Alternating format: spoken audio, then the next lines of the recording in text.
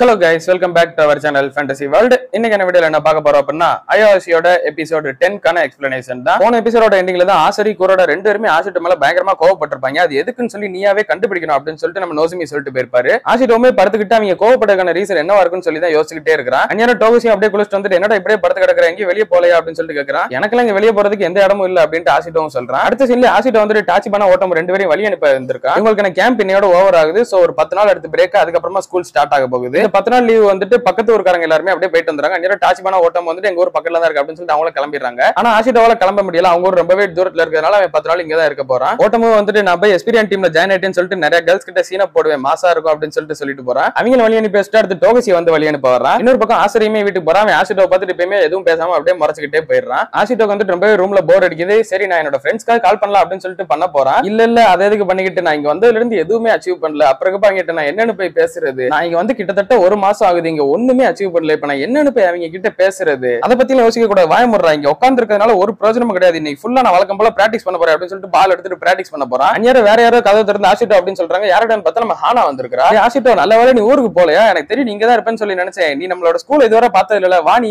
என் கூட தானே சேர போற, வா நம்ம போய் ஸ்கூலை சுத்தி பார்த்துட்டு வரலாம் அப்படின்னு சொல்றா. ஆசிட்டோமே கத்திக்கிட்டு இருக்கா. நீ என்ன நினைச்சிட்டு இருக்க ஹானா, இது பாய்ஸ் இருக்கிற ஹாஸ்டல், நீ எதுக்கு இதுக்குள்ள வர, உனையெல்லாம் இங்க வரக்கூடாது அப்படின்னு சொல்றான். பின்ன என்னடா உங்ககிட்ட ஒரு போன் கூட இல்ல, உன்னை எப்படி கான்டாக்ட் பண்றது, அதனாலதான் நானே நேரில் வந்துட்டேன் அப்படின்ட்டு ஹானா சொல்றா. எனக்கு அந்த ஸ்கூலை பத்தி எல்லாம் கவலை இல்லை, எனக்கு இங்க வேற நிறைய பிளான்ஸ் இருக்கு அப்படின்னு அவன் சொல்றான். இந்த சாவி எப்படி அப்படின்னு சொல்லிட்டு அவ கொடுத்துறா. அப்ப பார்த்தா ஓட்டமா அவசரமா ஓடி வரான். ஐயோ என்னோட சென்ட் பாட்டில மறந்து வச்சுட்டு போயிட்டேனே, அது இல்லாம நான் எப்படி எல்லா பொண்ணுங்களும் இம்ப்ரெஸ் பண்றது அப்படின்னு சொல்லிட்டு அதை எடுக்கிறதுக்காக ஓடி வரான். அங்க இருந்து அவன் ஆசிட்டோ ஹானா ரெண்டு பேரும் சேர்ந்து போறதை பாத்துறான். என்ன இதுக்கு ஜோடியா போய்கிட்டு இருக்குது அப்படின்னு சொல்லிட்டு அது பின்னாடி ஃபாலோ பண்ணி போறான். ஆசிட் வந்து ஹானாவை பின்னாடி உட்கார வச்சுட்டு அப்படியே உருட்டிக்கிட்டு தான் போய்கிட்டு இருக்கான். நேரம் ஹானாவும் பேசிக்கிட்டே தான் வரா. உனக்கு அங்க ரொம்ப போர் அடிச்சது இல்ல அப்படின்னா நான் தானே உன்னை காப்பாத்தி இருக்கேன், நீ எனக்கு நன்றியோடு இரு அப்படின்ற மாதிரி சொல்லிக்கிட்டு இருக்கா. ஆனா இவன் எதுக்குமே ரெஸ்பான்ஸே பண்ணாம அமைதியா போய்கிட்டு இருக்கான். ஏதாவது பேசுறா அப்படின்னு சொல்லி கத்திக்கிட்டே அவன் அப்படியே கிச்சன் காட்டி விட்டுறா. அவனுமே சிரிப்படக்க முடியாம பேலன்ஸ் பண்ண முடியாம கீழே போட்டுறான் சைக்கிள். ஆனா ஹானா சேஃபாவே லேண்ட் ஆயிட்டா. ஆசிட்டோ மட்டும் தான் மட்டமலாக கிடக்குறான். ஆமா நான் உங்ககிட்ட ஒன்னு கொடுக்கணும்னு சொல்லி வந்தேன், அடுத்து மறக்கறதுக்குள்ள இப்பயே தந்துடுறேன் அப்படின்னு சொல்லிட்டு மறுபடியும் ஒரு மீல் பிளான காட்டுறா. ஐயோ மீண்டும் அப்படின்னு சொல்லிட்டு ஆசிட்டோ கேட்கறான். இங்க பாரு உனக்கு ஸ்ட்ராங்கான பாடி வேணும் அப்படின்னா கண்டிப்பா நீ இதை ஃபாலோ பண்ணி ஆகணும், ஒரு பேலன்ஸ்டான டயட் ஒன்று இருக்கணும் அப்படின்னு சொல்லிட்டு கொடுத்துருக்கா. இல்ல இப்படி எல்லாம் நீ பண்ணக்கூடாது, எனக்கு பசிச்சா நான் சாப்பிட போறேன் அப்படின்னு அவன் சொல்லிக்கிட்டு இருக்கான். அதெல்லாம் கிடையாது, இந்த அப்படி 6 மாசத்துக்கான பிளான் இருக்கு அப்படின்னு சொல்லிட்டு அவன் மூஞ்சிலே போட்டுறா. இதெல்லாம் ஓட்டமும் மறைஞ்சிருந்து பாத்துக்கிட்டு தான் இருக்கான். டே ஆசிட்டோ எப்பறம் இந்த மாதிரி கியூட்டான புள்ளைய பிடிச்சா அப்படின்னு சொல்லிட்டு அவன் ஒரு கடுப்புல இருக்கிறான். அடுத்து அப்படியே ரெண்டு பேரும் கடைக்கு போறாங்க. ஆசிட்டோ வந்துட்டு ஹானாக்கு ஐஸ்கிரீம் வாங்கி தரான். எதுக்கு இந்த மாதிரி ஃபீல்டுல ரொம்ப இன்ட்ரெஸ்டிங்கா இருக்கு அப்படின்னு சொல்லிட்டு ஆசிட்டோ கேட்கறான். நான் வந்துட்டு ஸ்போர்ட்ஸ் மெடிசன்ல டாக்டர் ஆகணும்னு சொல்லி ஆசைப்படுறேன், அதனாலதான் நான் ரொம்பவே எக்ஸ்ட்ரா இங்கிலீஷ் கிளாஸஸ்ல அதிகமா எடுத்துக்கிட்டு இருக்கேன், நான் ரொம்ப பிஸியா இருக்கேன் அப்படின்னு சொல்றா. அப்ப ஆசிட்டோ வந்துட்டு நோசிமி சொன்ன அந்த ஒரு அசைன்மெண்ட் மறுபடியும் ஞாபகம் வந்துருது. நான் இங்கே இப்படி டைம் வேஸ்ட் பண்ணிக்கிட்டு இருக்க கூடாது, முடிஞ்ச வரை சீக்கிரமா போக பார்க்கணும் அப்படின்ற மாதிரி ஆசிட்டோ யோசிச்சுட்டு இருக்கான். இப்போ ஹானா வந்துட்டு ஆசிட்டோவை ஸ்கூலுக்கு கூட்டு வந்துடுறா. ஸ்கூல்ல வச்சு ரெண்டு பேரும் ஃபுட்பால் கோர்ட்டு கிட்ட கொஞ்ச நேரம் பேசிட்டு ஆசிட்டோ வந்துட்டு நான் இப்ப போய் ஆகணும், எனக்கு இப்ப ஸ்கூல் போறதுக்கான வழி தெரிஞ்சிருச்சு, தேங்க்ஸ் ஹானா அப்படின்னு சொல்லிட்டு அவன் கிளம்புறான். இருட அந்த மீல் பிளான் வாங்கிட்டு போடா அப்படின்னு ஹானா சொல்ல வர அவன் அதை கூட கேட்காம போய்கிட்டு இருக்கான். ரெஸ்ட் எடுக்க வேண்டிய நாள்ல ரெஸ்ட் எடுக்கிறது தான் ரொம்பவே முக்கியம், அதை விட்டுட்டு இப்படி நீ குருட்டுத்தனமா பிராக்டிஸ் பண்ணிக்கிட்டு இருந்தா அப்படின்னா எந்தவித இம்ப்ரூவ்மெண்ட்டுமே இருக்காது அப்படின்னு ஹானா சொல்றா. நான் உன்னை ஃபர்ஸ்ட் டைம் பாக்குறப்பவே உன் கண்ணுல அவ்வளவு ஒரு ஃபயர் இருந்தது,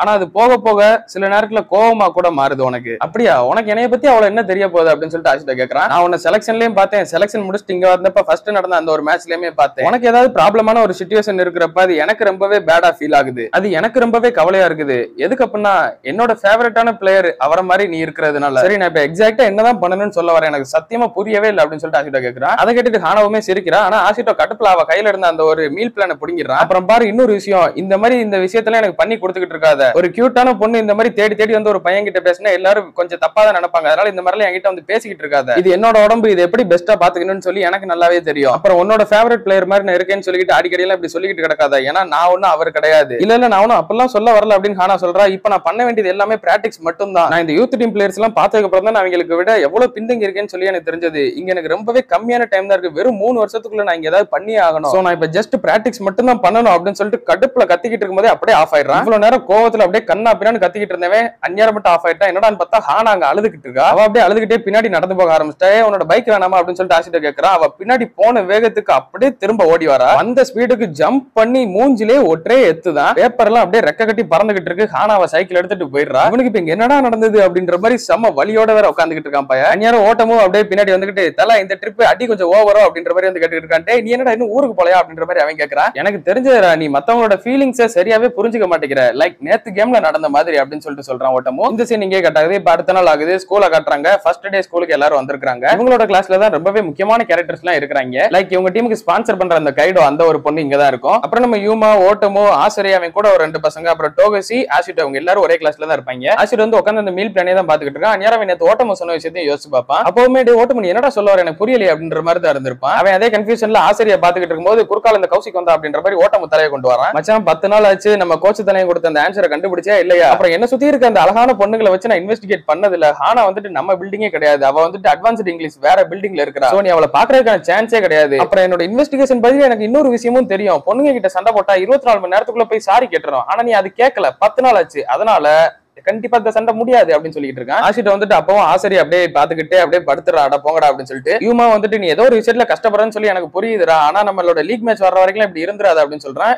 அவன் ஒரு மாதிரி பாக்குறான், என்ன அப்படி பாக்குற, நம்ம பி டீமுக்கு லீக் மேட்சஸ்லாம் நிறைய வரதான் செய்யும், அதுதான் நம்மளோட யூத் டீமோட ஸ்பெஷாலிட்டி அப்படின்னு சொல்லிட்டு இவமா சொல்றான். ஆஷிட்டோமே அப்படியே எந்திரிச்சு நின்னுக்கிட்டு ஓகே இப்ப போய் நான் பேசுறேன் அப்படின்னு சொல்லிட்டு அவன் ஆசிரியர் கிட்ட மெதுவா வந்து பேச வர்றான். இங்க பாரு எனக்கு ஒண்ணுமே புரியல அப்படின்னு சொல்லிட்டு அவனை பார்த்து சொல்றான். ஆனா ஆசிரியர் வந்துட்டு உங்ககிட்ட எல்லாம் பேசுறதுக்கு விருப்பமே கிடையாது, எங்களை தனியா விடு அப்படின்னு சொல்லிடுறான். அதுக்கு ஆஷிட்டோமே நான் ஒரு இடியட் தான், அது எனக்கே தெரியும், உங்களுக்குமே நல்லா தெரியும், நீங்க சொல்லி கொடுக்குற வரைக்கும் அது என்னன்னு சொல்லிட்டு எனக்கு புரியவே செய்யாது, சோ என்ன பிரச்சனைன்னு சொல்லிட்டு எனக்கு தெளிவா சொல்லுங்களேன்டா அப்படின்னு சொல்லிட்டு கேட்கறான். சரி இப்ப வாங்க அன்னைக்கு நடந்த அந்த 11 vs 21 மேட்ச் பத்தி பேசுவோம் அப்படின்னு சொல்லிட்டு அவன் போர்டு கிட்ட போறான். அந்த டைம்ல என்ன யோசிச்சன்றதே இப்ப உங்ககிட்ட எக்ஸ்பிளைன் பண்றேன் அப்படின்னு சொல்லிட்டு அவன் போர்டுல எல்லா பிளேயர்ஸ் எங்க நின்னாங்கன்றத வரையறான். நான் பாக்குறப்ப ஆக்கட்ஸுக்கு பின்னாடி ஒரு சின்ன கேப் இருந்தது, அதுல கொண்டு போயிட்டா நான் ஈஸியா கோல் போடலாம்னு சொல்லி தான் நினைச்சிட்டு இருந்தேன். பட் அந்த இடத்துல ஒருத்தர் குறுக்கால வந்துட்டான், அதனாலதான் வேற வழி இல்லாம நான் அந்த இடத்துல கொஞ்சம் தடுமாறிட்டேன் அப்படின்னு சொல்லிட்டு அவனோட பாயிண்ட் ஆஃப் வியூ அவன் சொல்றான். பட் நான் ஆக்கட்ஸுக்கு அகைன்ஸ்டா இருந்தது உங்களுக்கு பிரச்சனைன்னு சொல்லி நினைக்கிறேன், என்னால அவனை தனியா மேனேஜ் பண்ணிக்க முடியாதுன்னு சொல்லி நீங்க நினைச்சிருக்கலாம், அதனால என் மேல கோவப்பட்டீங்களா? நான் 10 நாளா யோசிச்சுட்டேன், எனக்கு தெரிஞ்சு இதுதான் ஒரு பெஸ்டான ரீசனா இருக்கும்னு சொல்லி நினைக்கிறேன். எனக்கு இது கரெக்டா தப்பான்னு கூட சொல்லி தெரியல, நான் பண்ணுனது கரெக்டா தப்பான்னு சொல்லல எனக்கு தெரியல, ஆனா நான் உங்க கூட சேர்ந்து ஒர்க் பண்ணணும், சேர்ந்து நிறைய ஸ்கோர் பண்ணணும்னு சொல்லி தான் நினைக்கிறேன். சோ அவ்வளவுதான், இதுதான் என்னோட பாயிண்ட் ஆஃப் வியூ, இப்போ நீங்க என்ன நினைச்சீங்கன்றத வந்து என்கிட்ட சொல்லுங்க அப்படின்னு சொல்றான். அப்படியே இந்த சீன் கட் ஆகுது. இன்னொரு பக்கம் நம்ம கோச் நோசுமி அப்புறம் ஃபுகுடா ரெண்டு பேரும் உட்கார்ந்து பேசிட்டு இருக்காங்க. ஃபுகுடாமே சொல்றாரு இந்த வருஷம் நம்மளோட பிளேயர்ஸ் எல்லாரும் சேர்ந்து ஒர்க் பண்றதுக்கு கொஞ்சம் கஷ்டப்படுறாங்களோ, முக்கியமா நம்மளோட யூத் டீம் அப்புறம் இப்ப புதுசா அந்த செலக்ஷன்ல வந்த பசங்க இவங்க எல்லாம் கொஞ்சம்